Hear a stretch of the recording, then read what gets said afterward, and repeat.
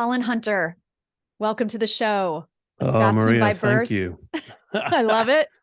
I love the connection on the Scotsman piece that we were just talking about off air. So it's I lovely to be here. know. Thank you. That's Yeah. wonderful. For those of listeners who don't know, my husband is from Scotland. So anytime I have a chance to meet and connect with people from Scotland, I'm always grateful. So thank you for coming on the show to talk about disrupting leadership and Mm, talking to us about why leaders need to learn how to be more wrong, which I mm. think is a wonderful, wonderful concept, steeped in humility, which is also such a key ingredient for empathy.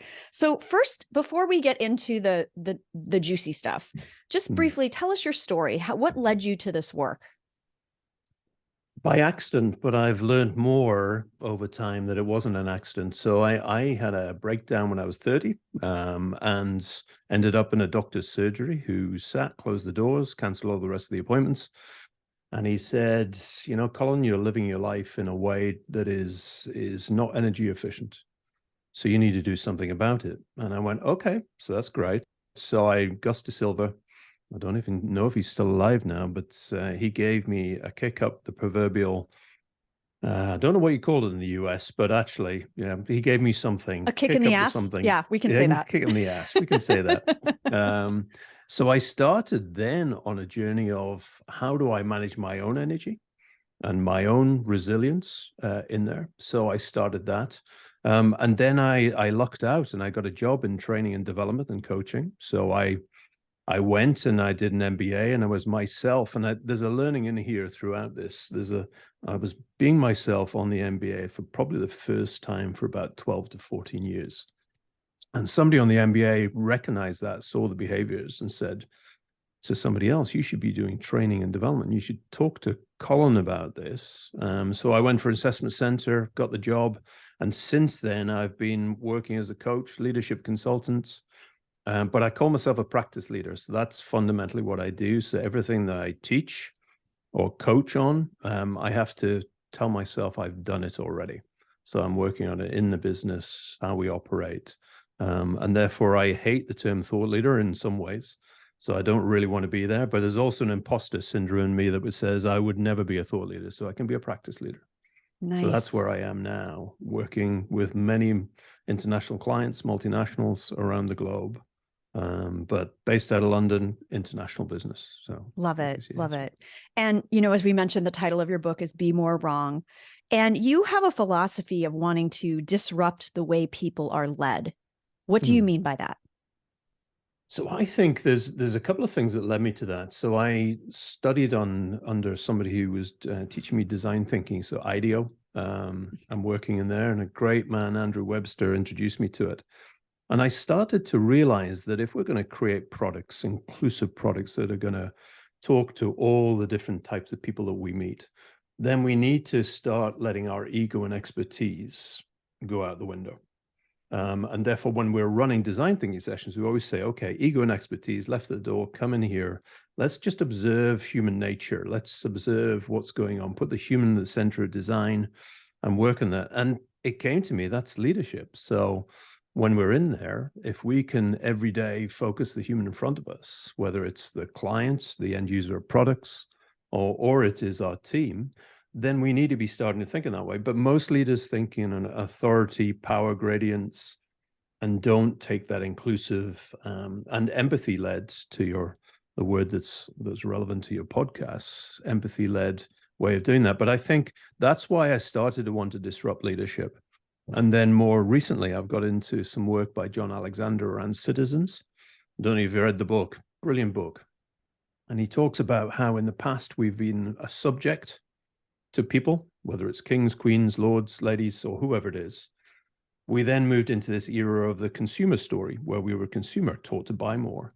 And his book is all about citizens. So if we think about it, to be a citizen is we get the right to vote, but then it's about community after that. So that work led me to think, so how do we as leaders build communities? How do we build communities that benefit each other? Which is leading us to go into being a B Corporation this year and looking at being a better organization in that context. So the disruption was started by saying, come on, let's get design thinking into the way we operate. Yeah. But secondly, it's led more to almost the social innovation about how we organize businesses and leaders. Yeah, I think that's the movement around applying the principles of design thinking to so many other areas other than product design. I had someone on the podcast who is a former nurse that's now teaching and bringing design thinking to find healthcare solutions. Amazing. And another guest, and I'll put a link, it was Rhonda, I will put a link to her episode, and another guest of mine, Becky Fries, who runs a consultancy called Flynn Consulting, and they basically disrupt workplace culture. So they're creating a culture of innovation by not innovating products, but helping companies innovate the way companies work, the way companies themselves are run. And so I love the way your approach is about disrupting and innovating the way leadership is done, regardless of industry, regardless of offering, regardless of whether it's a product or a service or a social enterprise or a nonprofit, because we're actually getting into the systemic change that is going to be responsible for creating more innovative products and services and offerings in the future. So I love that. Talk to us about how a leader increases their impact. You have talked about the purposeful practice of conversations rooted in confidence, conviction, and connection. Tell us about that. So I put part of this work down to Jacqueline Farrington, a great leadership consultant that focused on communication. And she runs a business called Farrington Partners. But she and I started working a long while ago on this. And then I iterated it up something in here, but I realized that we teach a lot of leaders about confidence. So physically, vocally, how do you talk with more confidence? And we all know that if somebody talks with confidence, in theory, we're likely to follow them, to go in that direction. However, once you take the confidence piece, then there's the conviction, which is the values, the purpose, the identity. And I know previous episode, brilliant episode you had on here where purpose and how you live and breathe it. So what's the red thread as a leader that you have in here that goes through your work? Identity, purpose, and multiple purposes, nesting purposes as you go through a business. But there was a piece missing for me in all of that. So, teach confidence, teach conviction, great. But the connection piece, and I have a New Zealand colleague who just gave me this is a brilliant analogy. He said, for me, connection is the ability to dance with the music others bring to you. And I love that so much. Can you say that again, please? Yeah. The ability to dance with the music others bring to you. Yeah. Oh, so good. So good. It caused me to pause for at least an hour on the day I received it on LinkedIn. And that piece started to get me thinking that, whether it's inclusion, diversity, design thinking, leadership, isn't our leader's role the ability to create the conditions for other people to be successful, and therefore understand the music. And that means that you've got to understand everybody's music coming in here. So I started to say, what's the package in that? So I started to take a different way, which is if you're only delivering with confidence and no conviction and no connection, it's arrogance. And we see a lot of arrogant leaders. If we are delivering with conviction but no connection and confidence, then it's a cause without a rebel, is the way I would say it. And then if you've got connection without confidence and conviction, we've got some lovely people who aren't getting anything done in the world. So this blend of conversations with the three of those is important. But how often do we give people a chance to practice that blend? Right. And I think that's why empathy is such an important ingredient to achieving radical success. It's that ability to, connect people, but also bring other people along, because we have all seen examples of leaders who are really, really smart, but nobody wants to follow them. Or like you said, leaders who are really, really committed to a mission or a purpose, but they have no idea how to communicate that to their team and help the team understand the role they play in that purpose or that mission. So I love this idea of this triangle of confidence, conviction, and connection. I want to switch gears and talk a little bit about resilience in leadership, because, given all these different models I've discussed on this podcast with many guests, there's a lot we're trying to get our leaders to do. We're constantly telling them, no, you need to do this with your leadership. You need to do that. You need to have conviction. You need to have purpose. You need to be able to connect people. You need to have empathy. And it's very overwhelming because they're like, and when do I actually find the time to get my work done? Right. So talk to us about creating resilience in your leadership and associated with that, avoiding burnout from trying to be all these things to all these people while you're trying to get work done and produce? So I've got two elements to that thought. The first one I'll start on, which is proper selfishness. So somebody introduced the concept of proper selfishness to me, and it was a military commander on a boat, hit an earthquake city. All his team were going in and tending to the sick and the dying and the dead. And they used to come back to the boat, long faces, sad. And it was after a while, the chaplain said to these teams, said, "So what's the matter?" And they said, "Well, we feel guilty. We've got all this food on the table. Surely we should be spreading this food, giving some of it to the sick and the dying out there and working." And he just gave them a simple question back, said, "Who's going to look after them when you're sick and ill?" And this concept of the air, the oxygen mask on a plane, put your own on before you put those of your child, or if you've got two children, your favorite children, as one of the flight attendants once said to me. But the thing about leadership is, to have the energy and resilience to be a leader means you need to take care of yourself and be properly selfish. So that's the first element, and falling out of this desire to be strong, but not take care of yourself in the background. Yeah. I mean, self-care and mindfulness is so important. And without it, you do burn out as a leader, especially if you are a good leader and giving of, trying to give of yourself to your team, but it does your team no good if you end up going up in flames. And that's what I learned from my breakdown. But subsequently, I've learned that if I don't do my reps and don't eat my own dog food or drink my own champagne, as I sometimes describe it. I like the drink your own champagne better than the eat your own dog food. I'm gonna steal that. So, yeah. So for me, it's about, I started looking at this with anti-fragile, the concept of anti-fragile by Nassim Nicholas Taleb. And he said, you can't predict the future.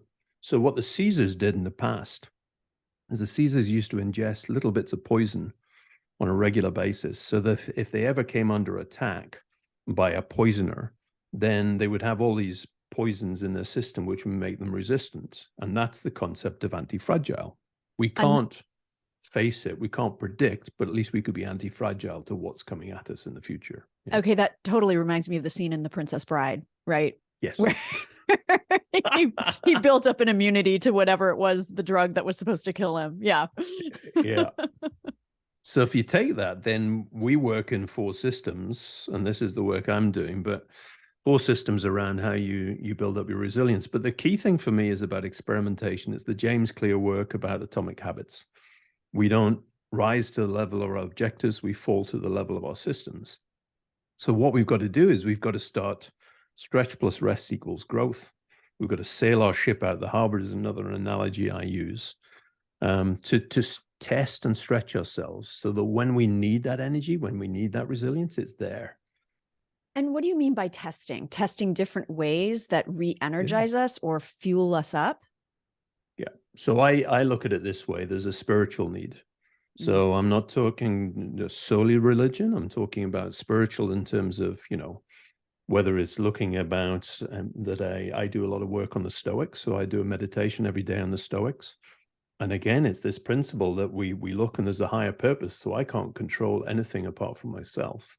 But unless I do my work on it, meditate on it, then it's difficult for me to do. So there's a piece about purposeful practice of these meditation apps. So meditation spiritual is one of them. Then there's a thing about sleep. Now, listening to Tim Ferriss and Matthew Walker, one of his podcast episodes, and Matthew Walker is an expert in sleep. But if you want 4 hours of geeking out on sleep, I'm a big fan of practicing different sleeping techniques. So including taping your mouth to do nose breathing. I don't know if you ever heard of this, but it improves the quality of your sleep massively. Wow. So I will go to bed at 9, wake at 5:30, and it's not anything macho in there. It's more about that I've worked out my rhythms and I measure it with what the listeners won't be able to see, but as an Oura ring. But then I got to this concept that nose breathing is a better effective sleep. So I've improved my efficiency in sleep 75 to 95%. So you're experimenting with different modalities. And this is what I talk about when the first step of being an empathetic leader is practicing what I call practicing mindfulness, but it's really also self-care. And I'm not talking about self-care like massage and mani-pedi. I'm talking about those things that recharge you just like you recharge your phone every night so that it works the way it should. And it could be, it's different for everyone. It's not necessarily, I've said this before, 7 days at an ashram in India. It could be going for a walk every morning before you start your day. It could be sitting with your breakfast without a screen in front of you. Like you said, it could be looking at your sleep habits, doing meditation. Maybe it is doing yoga. Maybe it's prayer, whatever, walking the dog. All of these things can get us grounded to take a moment and take a beat so that we can connect with ourselves, because we're so busy spinning out there as busy leaders that we don't take a moment to be still and say, what's going on inside for me today? How am I showing up? I love that. And actually, somebody said there's something to me the other day. They said, the real test of somebody who is resilient and has purposeful habits built into their life is when they go on vacation, at least 80% of those habits are the same on vacation that they were when they're working. Ooh, now, that's I love a real that. test. But yeah. It's so true. Yeah. Right. Because when you're going on vacation, presumably you're going because you want to take care of yourself. So are you practicing the same things to take care of yourself that you practice in your quote unquote real life? Right. Yeah. Oh, I love that. I want to talk about, you mentioned it earlier, and also it's the topic of the book about being more wrong, and why that helps us learn faster. So talk to us about that, and how can leaders who still cling to the model that if I'm going to be a good leader, I have to know everything, and everything I do has to succeed on the first try. How can they break themselves of that narrative? So I think it's very difficult because we are brought up in an education system that says, get things right, get your grades, do it right. There's a way of doing that. And I always love Sir Ken Robinson's TED Talk, where he tells the story of the young girl at the back of the class, and she's drawing something, and the teacher says, "So what are you doing?" And she says, "I'm drawing a picture of God." And the teacher says, "Nobody knows what God looks like." And she says, "Well, give me a few minutes and I'll be able to show you what it is." So as children, we have this self-clearing mind. And therefore we learn, we experiment, we play, we fall over, we fall out with our friends, and then we self-clear and we go. But as we grow older, and the analogy a friend gave me was, we have this Colorado River of a mind that is cutting through rock when we're kids. But as we grow older, we freeze.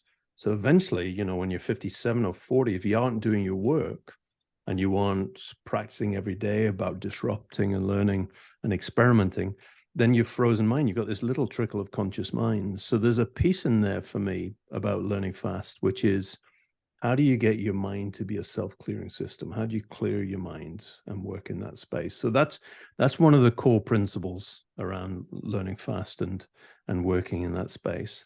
And then I think there's something else in here, which is, if you think competitive and we think about what we're facing as leaders in the world, we're facing challenges every day, and everybody else is out competing each other. And therefore, people are trying to disrupt you all the time.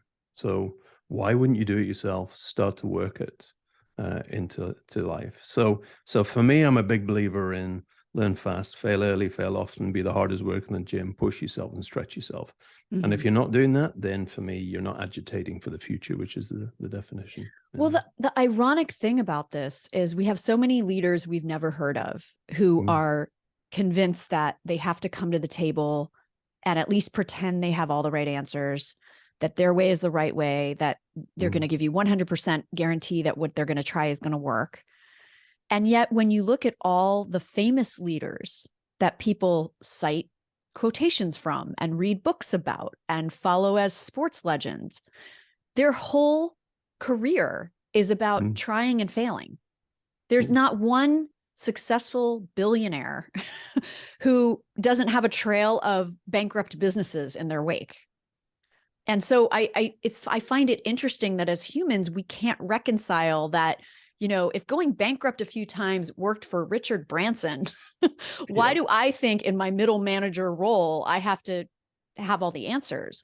Now, there is the systemic issue of we do work within systems and unfortunately within organizational cultures that don't allow us to fail. we get fired, we get, demoted.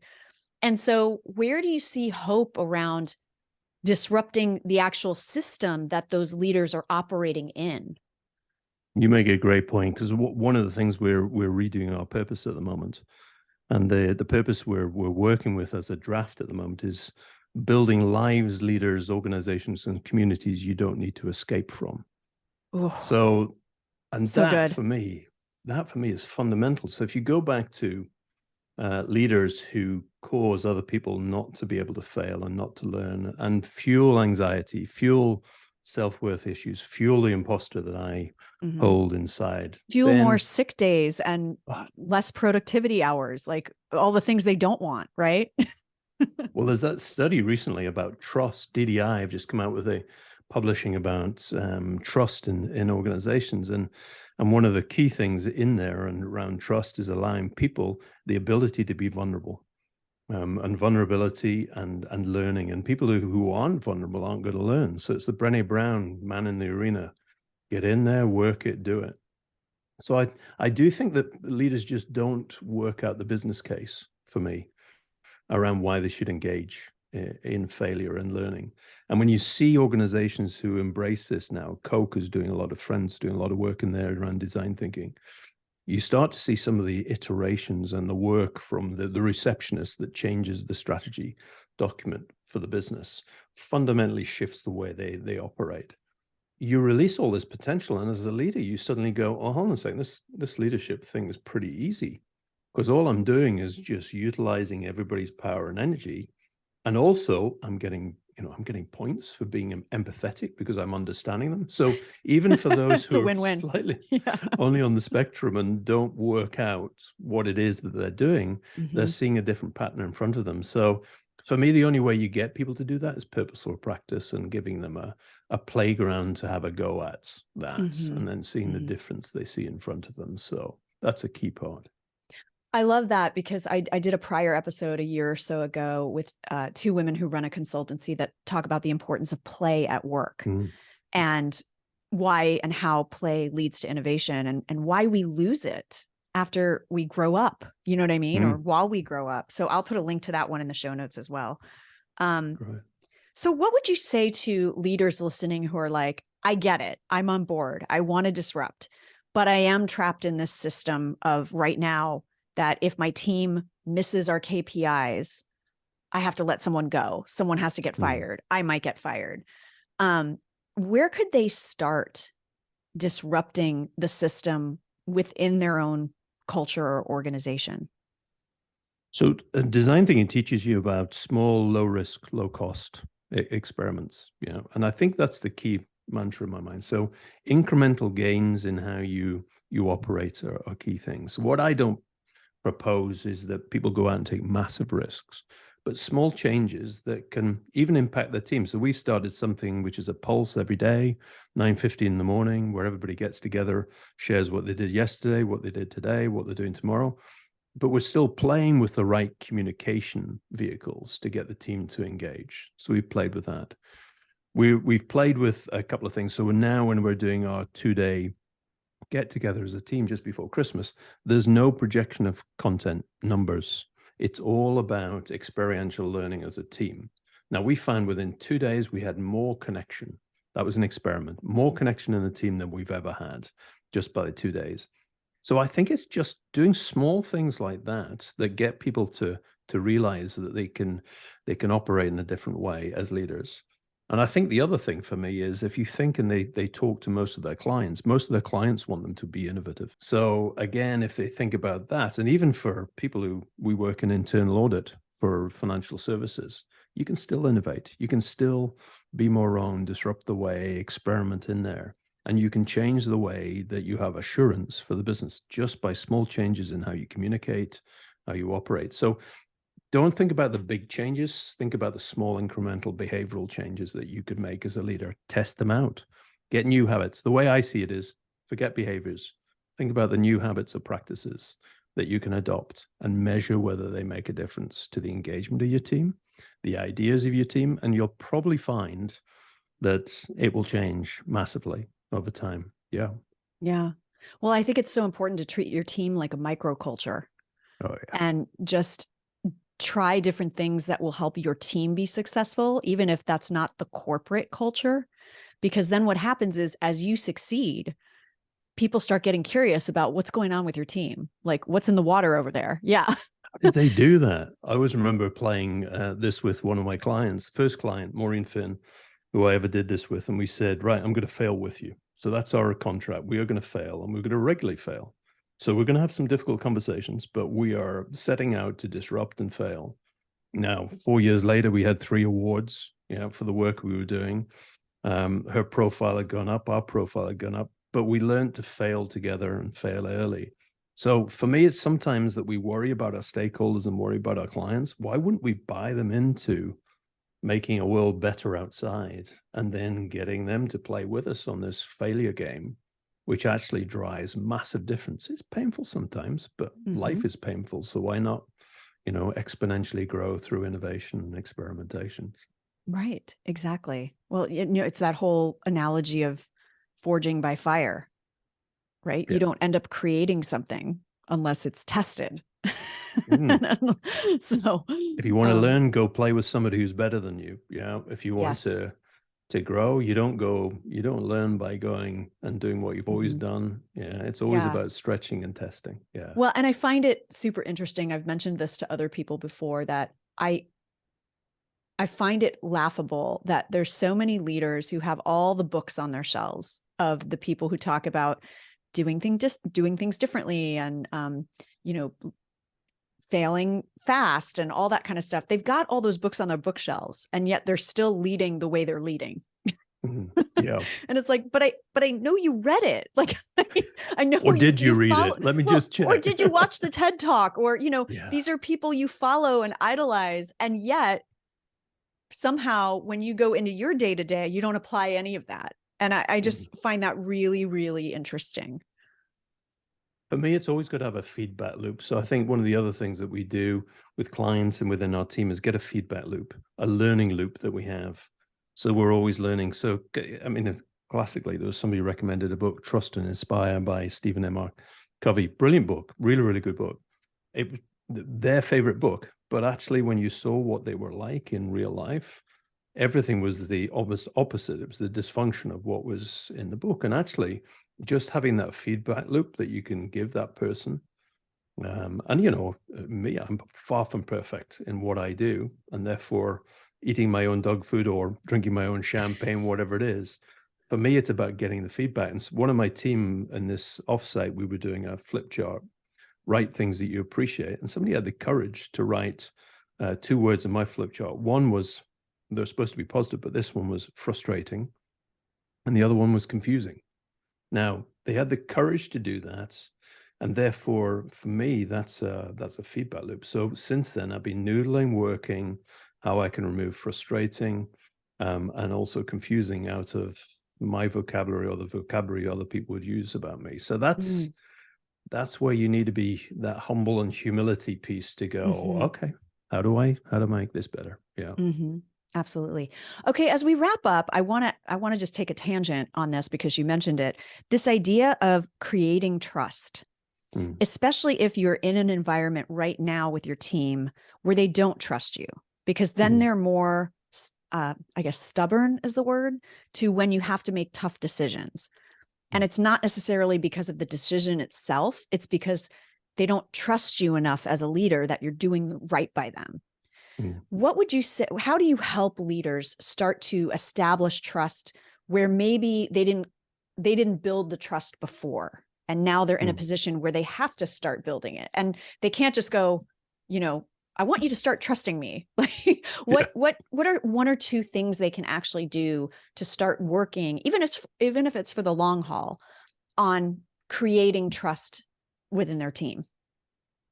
So I think one of them is about a personal behavior. So I have a mantra in my head that when I disagree with somebody in the team about an idea, I work out in my head out of 10, how important is this? And as if it is 7 or 10 or more important, then I'll have an opinion.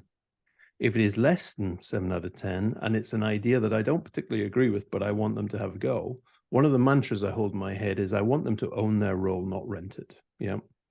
And if I am a leader who is trying to control all the time, make those decisions, then yeah, I'm knowledgeable, all knowing.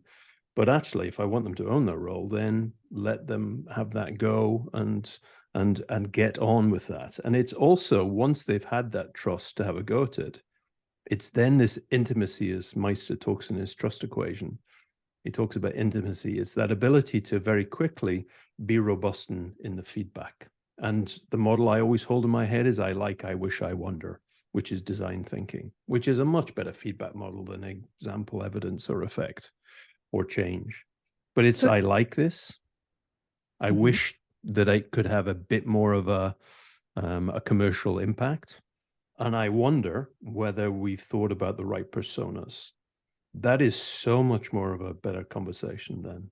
Is that what you recommend for giving feedback to each other? Is using those I statements? Particularly on ideas and thoughts, is I like, yeah.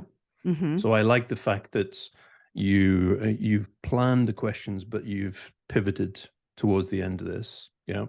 I wish we had more time because I'd love to explore this in a better way. And I wonder whether the answer I gave you earlier on to the point about this this breakdown, some people are starting to think, so I want to know more about that. So I wonder if it was right to add it in. So this piece is starting to get people to think in a different way. So trust is one, is 6 out of 10, 7 out of 10. I'm going to let them go. But then the second is about how you act on that feedback of what they come back with, to do that. So that's what I would recommend. Yeah. So good. So good. So actionable. Thank you for sharing that. And thank you so much for your insights today. Remember, folks, the name of the book is Be More Wrong. I'll have a link to it in the show notes. Please check it out. And all your links, Colin, will be in the show notes. But for folks on the go or exercising right now as they're listening, where's the best place they can find out more about you and your work? So LinkedIn is one place that they can go. Colin Hunter, you'll find me there. And then I've got to explain this one, but the @Colin Hunter. And the reason I've got the Colin Hunter next to it is I had a Jacqueline Farrington I mentioned before. She did an exercise with me with imposter syndrome, and she said, "So are you Colin Hunter?" I said, "Yeah, I'm Colin Hunter." She said, "Are you the Colin Hunter?" And I went, No, I'm just Colin Hunter." And she went, No, you're the Colin Hunter." And after a while, she got me to realize that nobody is going to take me for any value unless I believe that I am the Colin Hunter, because I am the only the Colin Hunter that I know that looks and sounds like me. So @the Colin Hunter, Instagram is another place you can find me. Oh, and also you have another Instagram handle as well for your company. Yes. Yes. Okay. Those will all be in the show notes. Yeah. Great. Yeah. I love it. Thank you so much for your time. It was a pleasure to connect with you. Lovely to connect with you as well, Marie. Thank you. And thank you, everyone, for listening to another great episode and guest on the Empathy Edge podcast. If you like what you heard, you know what to do. Please rate and review and share the podcast with your friends and colleagues. Until next time, always remember that cash flow, creativity, and compassion are not mutually exclusive. Take care and be kind.